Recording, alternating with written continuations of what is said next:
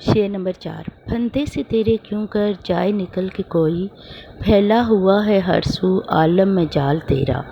फंदा जाल को कहते हैं, हर सू हर तरफ। अल्ताफ़ हुसैन हाली की शायरी में सादगी और सलासत पाई जाती है।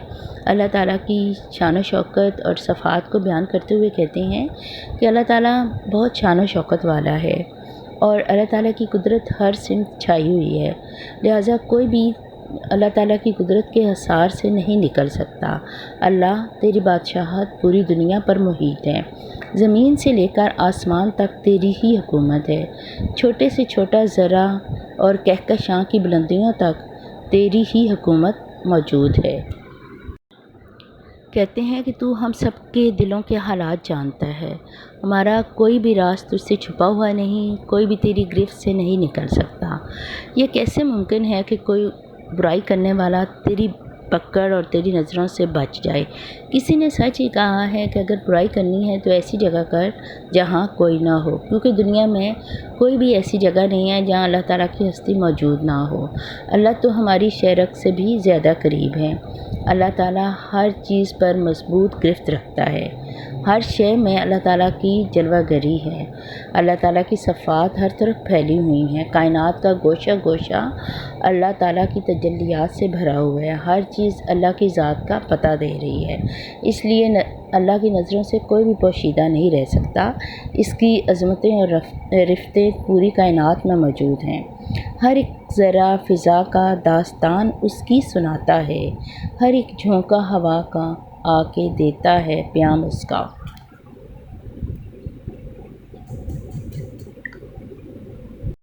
शेर नंबर 5।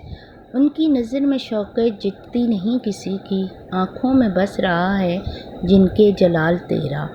अल्फाज मानी शौकत, शान, अज़मत, बसना, आबाद होना, जचना, अच्छा लगना। अल्ताफ़ हुसैन हाली अल्लाह ताला की सफ़ात को बयान करते हुए कहते हैं कि अल्लाह ताला बहुत शान व शौकत वाला है और उसके नाफरमान बंदों की आँखों और दिल में भी अल्लाह की शान और अज़मत मौजूद है। और वो लोग जो अल्लाह ताला के फरमाबरदार बंदे हैं, जो अल्लाह ताला की ज़ात में अपनी ज़ात को फ़ना कर देते हैं, उन्हें किसी दुनियावी रुतबे की चाहत नहीं रहती। हाली का एक और शेर है, चिचता नहीं नज़रों में या खिलते सुल्तानी, कमली में मगन अपनी रहता है गदा तेरा। हाली ने अल्लाह ताला की शान शौकत, अज़मत और लाजवाल बादशाहत को बयान किया है कि अल्लाह ही इस सारी कायनात का मालिक है। वो हमारा तख्लीकार है, हम उसकी मखलूक हैं। उसने ना सिर्फ हमें बल्कि हमारे आबा अजदाद को भी पैदा किया और आने वाली नस्लें भी उसी की तख्लीक होंगी। अल्लाह की शान और अज़मत को जिसने पहचान लिया, फिर उसकी नज़रों में दुनिया की कोई वक़्त नहीं रहती, दुनिया की कोई हैसियत, कोई अहमियत नहीं रहती। अल्लाह ताला से मोहब्बत करने वालों को शाही लिबास मुतासर नहीं करता, बल्कि वो अपनी मामूली सी चादर में अल्लाह की हम्द व सना करते हैं। इन्हें दुनिया से दिलचस्पी नहीं रहती। यानी जो शख्स अपनी ज़ात को अल्लाह की ज़ात में फ़ना कर देता है, अल्लाह से लौ लगा लेता है, अकीदत कर लेता है, तो वो फिर अल्लाह की गली का फ़कीर बन जाता है। फिर उसके दिल में सिवाय अल्लाह ताला की कोई चीज़ नहीं समाती। दुनिया की दौलत उसकी नज़रों में कोई हैसियत नहीं रखती। अल्लाह की मोहब्बत ही उसकी ज़िंदगी का सरमाया बन जाती है और वो दुनिया की हर चीज़ से बेनियाज हो जाता है, क्योंकि उसे पता है कि अल्लाह ही हमारा हकीकी मालिक है। अल्लाह ताला ने खुद फरमाया है कि वो लोगों का हकीकी बादशाह है और अल्लाह सबसे बड़ा है। अल्लाह अकबर, अल्लाह सबसे बड़ा है।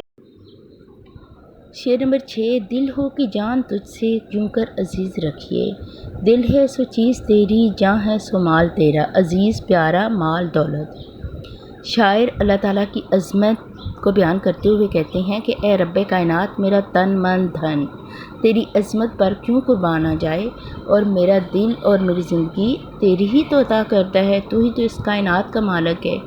जान दी हुई उसी की थी, हक़ तो ये है कि हक़ अदा ना हुआ। शायर अल्लाह ताला से बेपनाह मोहब्बत का इज़हार कर रही हैं। कहती हैं कि अल्लाह ताला तेरी नेमतें तेरी ही अता करता है। तू हमारा मालिक व मुख्तार है। तूने हमें पैदा किया, सेहतमंद ज़िंदगी अता की और फिर ज़िंदगी गुजारने के लिए बहुत सी सहूलतें दीं।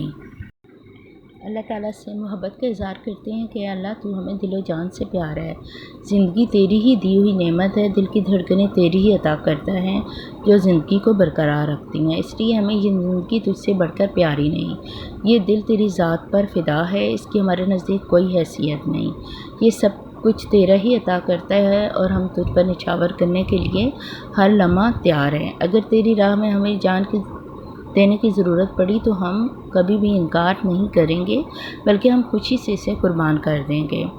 اللہ کی راہ میں جان قربان کرنے کی ضرورت اس وقت پیش آتی ہے جب کوئی اسلام کو نقصان پہنچانے کی کوشش کرتا ہے، جب اسلام کی تبلیغ کی راہ میں رکاوٹیں ڈالی جاتی ہیں، قرآن اور رسالت کی توہین کی جاتی ہے۔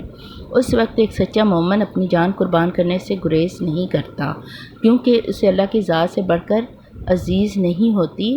حالی اسی نظریے کو بیان کر رہی ہیں کہ ہمیں اللہ کی راہ میں جان دینے سے دریغ نہیں کرنا چاہیے، کیونکہ یہ جان تو اسی کی ہے، اگر ہم اس پر فدا کر دیں گے تو اس میں کوئی حرج نہیں۔ شعر نمبر 7 لاسٹ شعر ہے یہ: بیگانگی میں حالی یہ رنگ آشنائی، سن سن کے سر دھنیں گے کال اہل حال تیرا، رنگ آشنائی واقف حال، سر دھنا جھومنا کال گفتگو کلام اہل حال صوفی، بیگانگی اجنبیت۔ حالی اللہ تعالیٰ سے محبت کا اظہار کر رہی ہیں کہ اللہ تعالیٰ تیرا ذکر اتنا دلکش اور دلوں کو سرور بخشنے والا ہے کہ جو لوگ تیری یاد سے غافل ہیں، تجھ سے لا تعلق ہیں، جب وہ تیرا ذکر سنتے ہیں تو ان پر وجد کی کیفیت طاری ہو جاتی ہے اور ان کے دلوں میں تیری محبت جاگ اٹھتی ہے۔ جیسے حضرت عمر رضی اللہ عنہ تعالیٰ نے جب اسلام قبول نہیں کیا تھا اور ان کو پتہ چلا کہ ان کی بہن اور بہنوئی مسلمان ہو چکی ہیں، حضرت عمر غصے سے بھرے ہوئے تلوار اٹھائے اپنی بہن کے دروازے پر پہنچے تو اندر سے قرآن پاک کی تلاوت کی آواز آ رہی تھی۔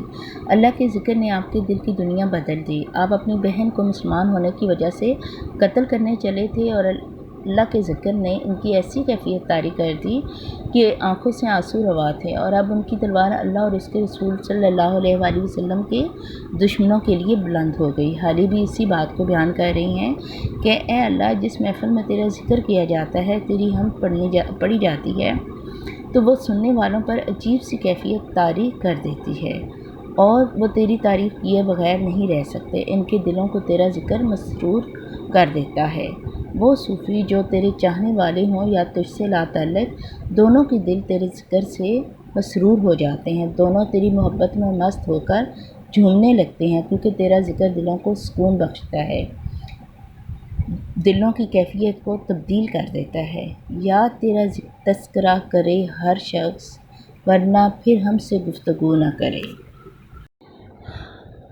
مطلع کی تعریف۔ مطلع کے معنی طلوع ہونے اور نکلنے کے ہیں، لیکن کسی بھی غزل، قصیدے یا نظم کے پہلے شعر کو مطلع کہا جاتا ہے جس کے دونوں مصرعے ہم قافیہ اور ہم ردیف ہوتے ہیں۔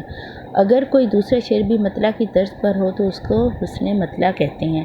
کوئی امید بر نہیں آتی، کوئی صورت نظر نہیں آتی، یہ غالب کی غزل کا پہلا شعر ہے۔ مقطع کی تعریف۔ مقطع کے معنی کاٹنا یا قطع کرنے والا۔ نظم یا غزل کے آخری شعر کو جس میں شاعر اپنا تخلص استعمال کرتا ہے اسے مقطع کہتے ہیں۔ اگر شاعر آخری شعر میں اپنا تخلص استعمال نہ کرے تو اسے مقطع نہیں بلکہ غزل کا آخری شعر کہتے ہیں۔ کعبے کس منہ سے جاؤ گے غالب، شرم تم کو مگر نہیں آتی۔ قافیہ کی تعریف۔ شعر کے آخر میں آنے والے ہم آواز الفاظ کو قافیہ کہتے ہیں۔ ان کی شکل و صورت تبدیل ہو جاتی ہے لیکن صوت یعنی آواز ایک جیسی رہتی ہے۔ قافیہ کی جمع قوافی ہے، مثلاً کاغذ پہ تیرا نقش اتارا نہیں گیا، مجھ سے تیرا خیال سنوارا نہیں گیا۔ اتارا اور سنوارا قافیہ ہے۔ ردیف کی تعریف۔ ردیف سے مراد سوار کے پیچھے بیٹھنے کے ہیں۔ شعری اصطلاح میں ردیف سے مراد وہ الفاظ ہیں جو قافیہ کے بعد بغیر کسی تبدیلی کے آتے ہیں۔ کاغذ پہ تیرا نقش اتارا نہیں گیا، مجھ سے تیرا خیال سنوارا نہیں گیا۔ نہیں گیا ردیف ہے اور ردیف پوری غزل میں تبدیل نہیں ہوتا۔ سوال نمبر 1، 2 اور 3 آپ نے ٹو دا پوائنٹ آنسر لکھنی ہے، گپیں نہیں لگانی کیونکہ بورڈ آپ کی گپوں کو پسند نہیں کرتا۔ ٹو دا پوائنٹ جیسے میں نے لکھی ہیں ویسے ہی آپ لوگوں نے لکھنے۔ سوال نمبر 4، سوال نمبر 5 اور سوال نمبر 6 سوال نمبر 7 ہے کہ مرکزی خیال. مرکزی خیال لکھتے ہوئے آپ نے 2 باتوں کا خیال رکھنا ہے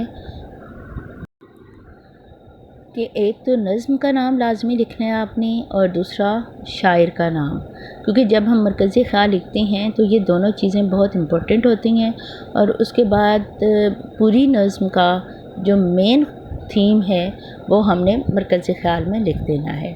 مصرعے کی تعریف. مصرع جو ہے وہ اس کے لغوی معنی تو دروازے کا ایک پارٹ ہے، اور شاعری کی اصطلاح میں شعر کی جو پہلی سطر ہوتی ہے اسے مصرع کہا جاتا ہے. جیسے آپ ہی کی نظم ہے، کامل ہے جو ازل سے وہ ہے کمال تیرا، یہ مصرع ہے.